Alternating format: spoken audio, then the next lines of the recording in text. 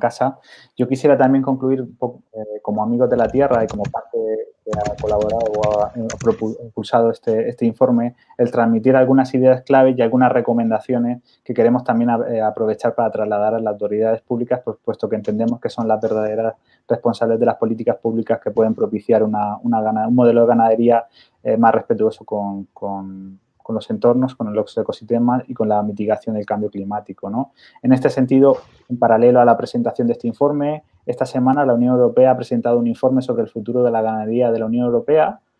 y entre las conclusiones que trasladaba, una de ellas era precisamente que parece que la sensibilidad, ya lo apuntaba Valvanera, de la ciudadanía apunta hacia una reducción del consumo de carne. Ya hemos visto, como ha apuntado Agustín, que no solo políticas que apunten hacia la reducción del consumo de carne van a ser eficientes en cuanto a la mitigación o la reducción de los gases de efecto invernadero, sino que tienen que haber políticas también acordes en la producción de carne y en los modelos productivos que la acompañen. En este informe de la Unión Europea también se planteaba la pregunta: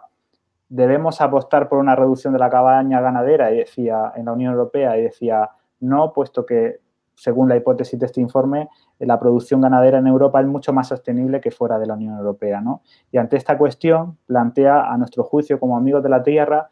dos cuestiones sobre las políticas públicas, ¿no? Cuando se plantea que la cabaña ganadera en Europa es más sostenible que las de fuera de la Unión Europea, y si mantenemos los niveles de consumo en Europa, si la reducimos vamos a ir hacia una importación de carne,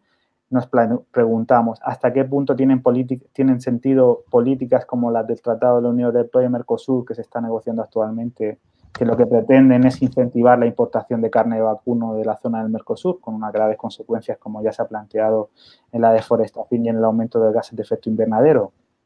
Pues parece que la propia Unión Europea también tiene dudas, ¿no?, en este informe, y en esto también apostamos en esta investigación. Y por otro lado, cuando se plantea que toda la cabaña ganadera es sostenible dentro de la Unión Europea, nos planteamos qué papel juega el porcino industrial, ¿no?, en esa cabaña ganadera, y hasta qué punto tiene sentido seguir manteniendo esa apuesta hacia la externalización de los mercados de carne y seguir favoreciendo este modelo de porcino industrial con graves impactos hacia las zonas rurales de España y de otros países europeos a costa de aumentar el negocio de la gran industria porcina en España, ¿no? Desde Amigas de la Tierra nos parece importante que no debemos seguir apostando por generar más deuda ecológica y climática, tanto en el sur global, y en este caso podemos hablar de la zona del Mercosur, en referencia al tratado que antes mencionaba, y por eso creemos que no debemos apostar por este tipo de políticas comerciales. Y por otro lado, también creemos que no debemos generar una deuda ecológica, medioambiental y también social en las zonas rurales de España, ¿no?, en esa España vaciada que se comenta, ¿no? Y por eso, como organización, también formamos parte de la coordinadora Stop Ganadería Industrial, y por eso apostamos por un cambio en esas políticas que apuestan por la ganadería industrial en nuestro país. Entonces, sin más, yo quisiera cerrar también con las recomendaciones que incluimos en el informe, y que son 4 y que nos parece fundamentales, y que ya han planteado tanto Pablo como Agustín algunas líneas en ese sentido, ¿no? Debemos tener en consideración cuáles son las limitaciones actuales de las metodologías en cuanto a la estimación de gases de efecto invernadero, y que recomendamos, en base a lo que aportamos a las evidencias y a la ciencia que aportamos en este informe, recomendamos implementar sistemas que contabilicen adecuadamente esas emisiones,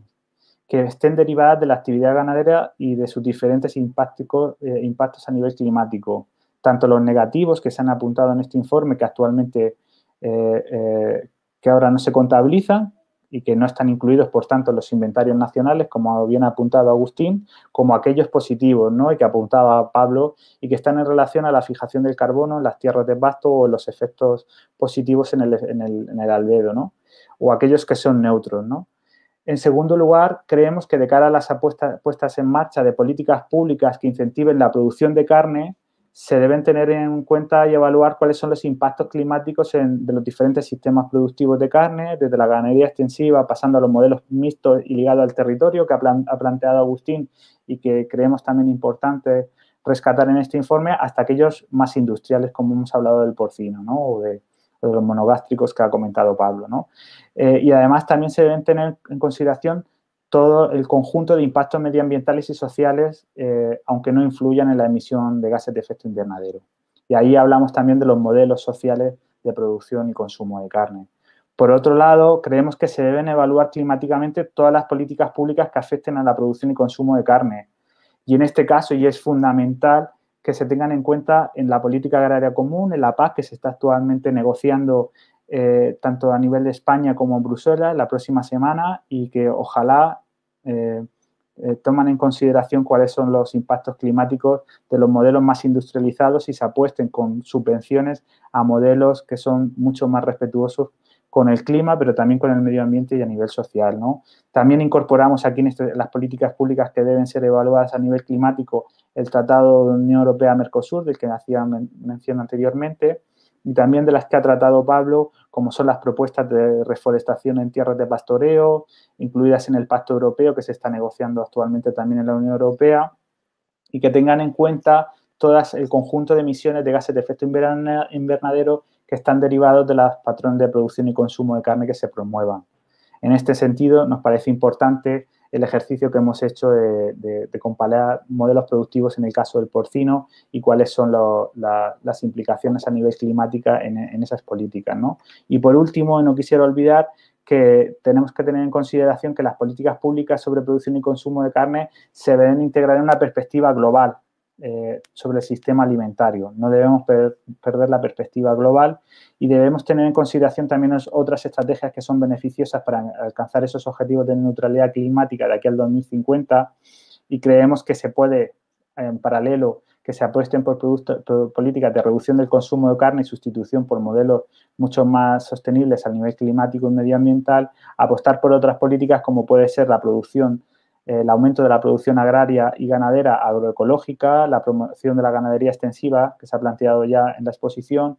pero también la reducción y la pérdida de desperdicio alimentario, y una que nos parece de Amigos de la Tierra fundamental, que es el impulso de los canales cortos de comercialización. No sirve de nada apostar por producciones ecológicas si no cortamos los canales,